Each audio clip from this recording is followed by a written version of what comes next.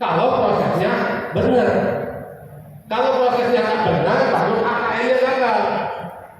Nah sekarang Bapak Ibu untuk anak berhasil di AKM, caranya apa? Prosesnya dibenerin, gitu kan? Pak itu kan high thinking skill.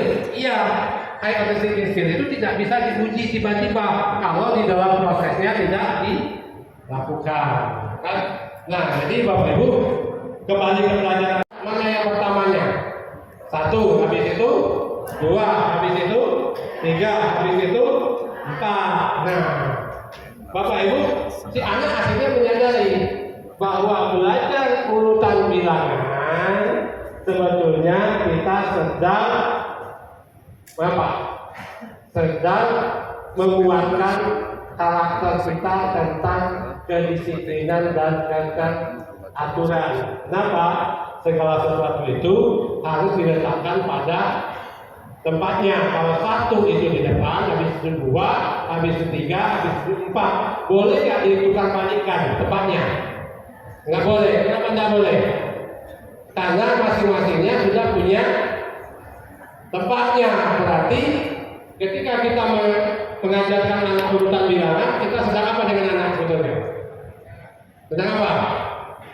Sedang mendidik, menata logika anak bahwa di dalam hidup ini selalu ada aturan yang berurutan.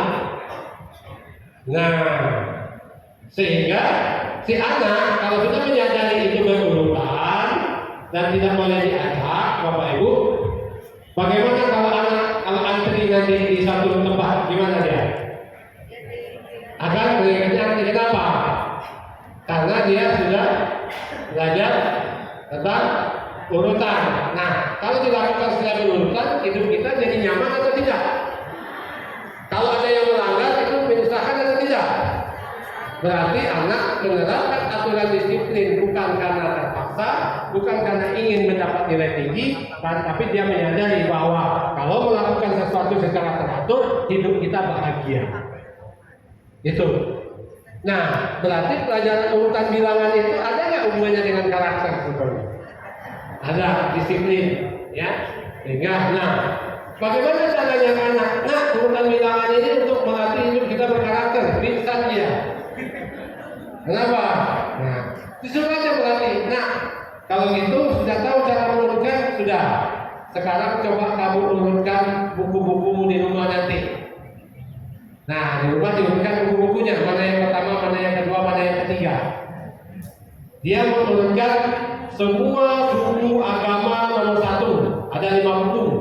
Semua buku bahasa nomor 2, PKN nomor 2, bahasa, boleh sesuai dengan urutan. Nah, Bapak Ibu kalau ditata berdasarkan urutan itu memudahkan kita nggak atau menyulitkan? Kenapa memudahkan kita? Kalau mau mengambil gampang. Nah, kemudian anak diminta membantu ibunya di rumah. Nah, coba kamu bantu ibumu menyusun perawatan dapur. Gimana caranya supaya mudah? Dia bilang, barang yang sering dipakai nomor 1 di depan, yang jarang nomor 2, yang paling jarang di belakang sekali. Tujuannya untuk apa? Mudah.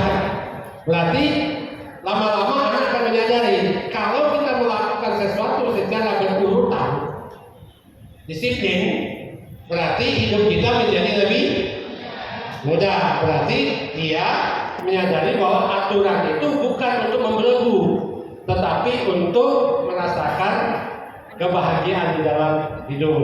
Kan? Kemudian anak lagi kan belajar menjumlah, tambah dan kurang. Bapak Ibu, apa artinya tambah? Apa artinya tambah? Apa artinya kurang? Kapan kita menambah? Kalau kurang, kapan kita mengurangi? Kalau berlebih. Nah, berarti apa makna menambah dan mengurangi? Menambah dan mengurangi supaya hidup jangan kekurangan dan hidup jangan berlebihan. Makanya setiap tambah dan kurang ada sama dengan kiri dan kanan. Berarti tambah dan kurang untuk apa? Untuk hidup seimbang. Apa artinya hidup seimbang? hidup yang bahagia dunia dan akhirat. Berarti pelajaran menambah dan mengurangi sebetulnya pelajaran tentang bagaimana kita mewujudkan hidup yang seimbang, yang bahagia dunia akhirat. Nah, terus gimana caranya Pak? Anak-anak kita belajar nambah dan mengurangi untuk keseimbangan. Pingsan dia. Itu gimana caranya? Dengan cara mereka ambil satu balok kayu, taruh di sini, lalu dikasih 4 balok yang sama besar di sini 5 balok. Berarti beratnya kemana? Ini balik. Nah, coba anaknya, coba kamu simpan lagi. Satu anak yang 4 ditambah 1 sehingga 5. Anak yang 1 lagi yang 5 itu jangan dibalik, tetap arah ke bapak itu. Jadi seimbang. Jadi artinya untuk supaya seimbang berarti yang kurangi yang berlebih, tambah yang kurang. Perkalian adalah penjumlahan yang berulang, pembagian adalah operasi bilangan itu hanya 4, tambah, kurang, kali, bagi. Tambah, kapan kita kekurangan ditambah, kalau kurang, kapan kelebihan tambah. Perkalian pengurangan yang penjumlahan yang berulang. Dan pengurangan adalah pembagian adalah pengurangan yang berulang.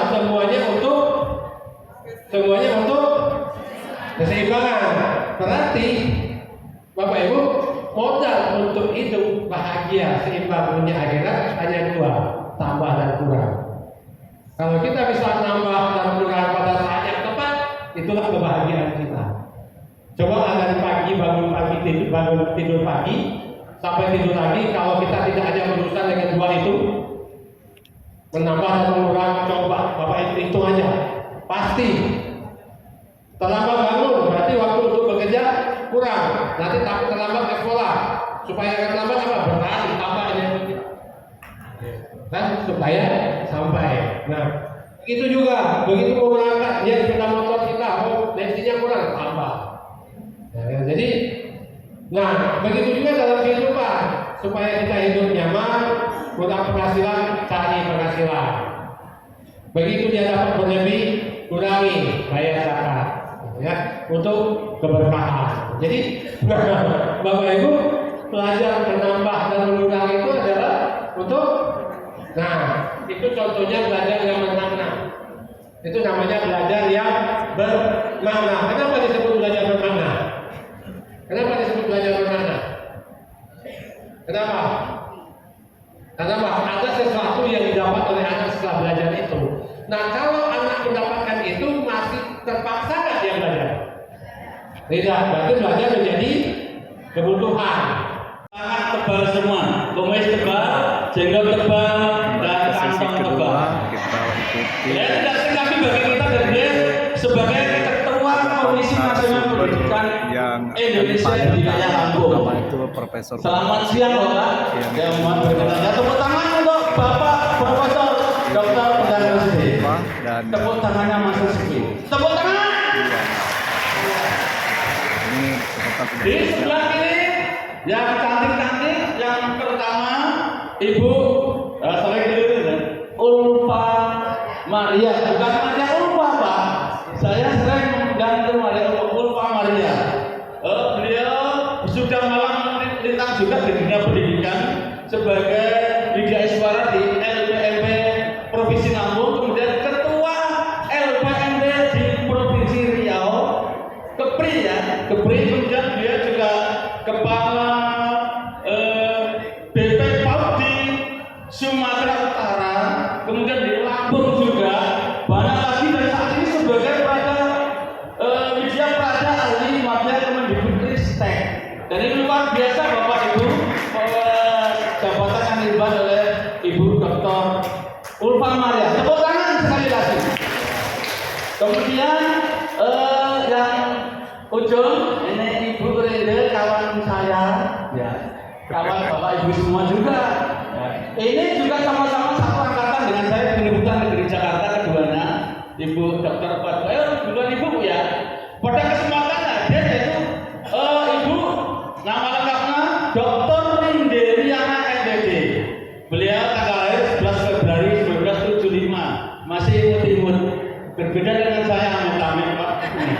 Ya. Kemudian pendidikan D3 di UGM, kemudian S1 di Universitas Diponegoro sebagai komunikasi jurusan, S2 TP Unila satu angkatan Bu ya. Pada saat itu saya kan sangat kalem Bu ya. Iya. Kemudian S3 satu alumni juga di Universitas Negeri Jakarta. Kemudian jabatannya Wida Iswara Muda, kemudian Wida Iswara Adi Madya di Lembaga Pendanaan untuk Sekolah yang sampai yang saat ini berupa nama Balai. P-nya L-nya berubah dari Balai Penjaminan Mutu Pendidikan Provinsi Lampung. Kalau Ibu Maria di Balai Guru Penggerak yang ada baru tahun ini. Kemudian banyak ya pengalamannya sebagai instruktur penilaian hasil belajar, kemudian asesor guru, dan beliau pernah di beberapa negara kecil maupun besar Bu ya. Saat ini saya sebut negara yang agak besar, RRC, kemudian Jepang, Singapura, dan Jerman. Ini Ibu Dr. Rindariana SPD. Tepuk tangan dong Ibu Rindariana. Sebelumnya saya akan membawakan pantun. Mungkin diundur-undur ini Pak ya. Lebaran tiba makan ketupat. Yang nggak cakep nggak dikasih hadiah. Saya bilang lebaran tiba makan ketupat. Belinya di toko beton. Hadirin Bapak Ibu, mahasiswa dan guru hebat.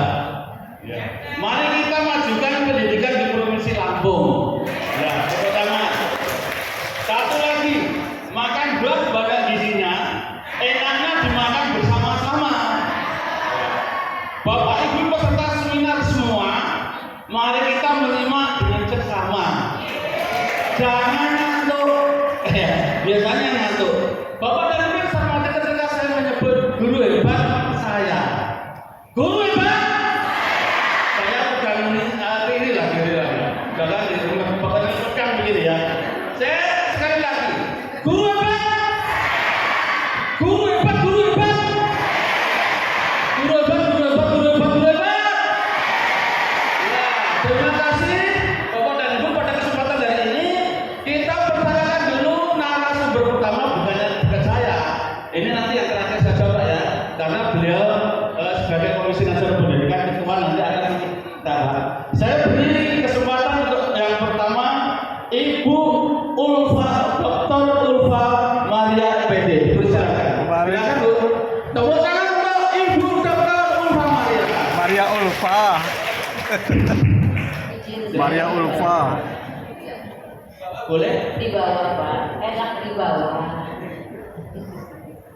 Pengembangannya yang perlu dilakukan di satuan pendidikan bersama teman-teman Bapak Ibu guru di sekolah.